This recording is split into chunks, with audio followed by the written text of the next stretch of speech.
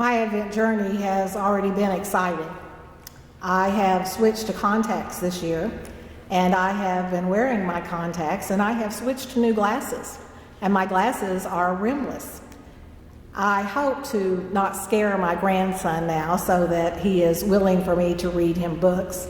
So there was a purpose in my madness. However, in the evening, I find it difficult to drive and see where I'm going at the same time. I can drive, I just can't see where I'm going. So the other night, a friend of mine, not far away, really just 2 blocks from my house, was sharing pecans. So I went to his home, which would take me 5 to 10 minutes. 45 minutes later, I returned to my house.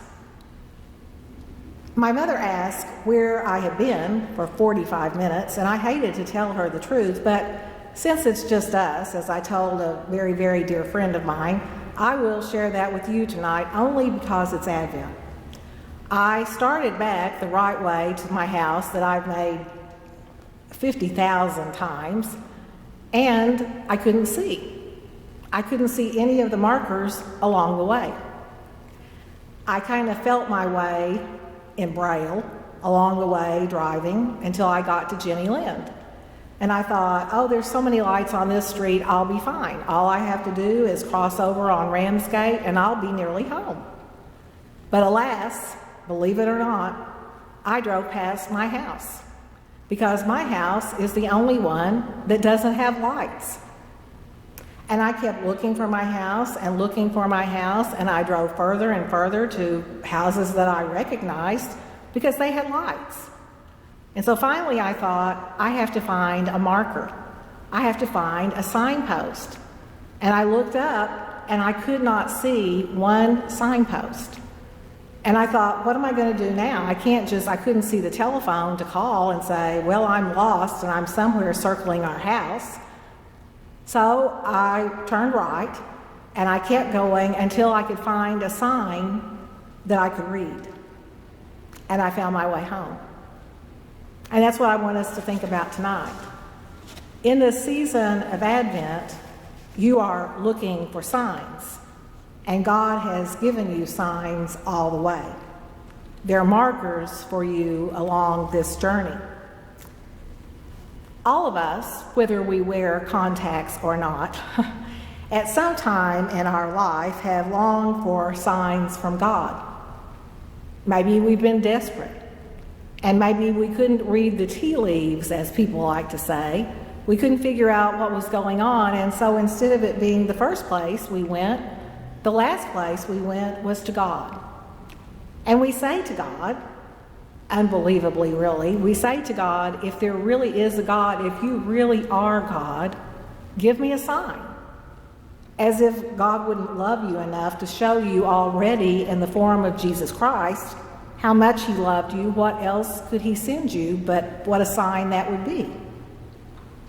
So sometimes in our prayers for signs, for those clear and obvious indications that we are on the right path or that we're making the correct decisions, we have come to some juncture in our life. We really have, whether we believe it or not. And if we're honest with ourselves, we most commonly discover that God's signs are not always obvious. They're not always just going to be sticking out, hitting us in the head. Sometimes they are, but very often they're not obvious. They're not like signposts that I couldn't see. They're not like something that's on a trail that's going to jump out and get you and scare you to death. God's signs are not lightning flashes, and for the most part, unless I've turned into Moses, I'm not going to see a burning bush. They're not miraculous interventions that pick you up and place you literally on another place, in another country, in another world. The words of Isaiah the prophet may be of some comfort here at this time in our Advent journey. Isaiah envisioned God's sign as being embodied in one who would demonstrate the Spirit of God, the delight of the Lord.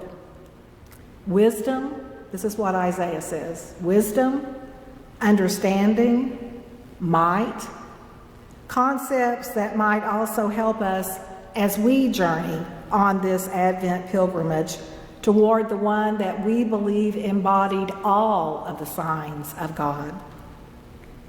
Asking God for signs to direct our way is not nearly as important as following the one who is God's sign, Jesus the Christ, the babe of Bethlehem.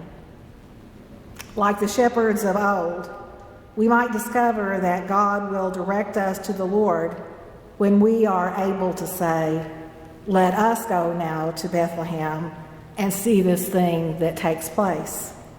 Indeed, Advent can be a time of hope and salvation, and as we have learned this day, peace. The Lord is our sign.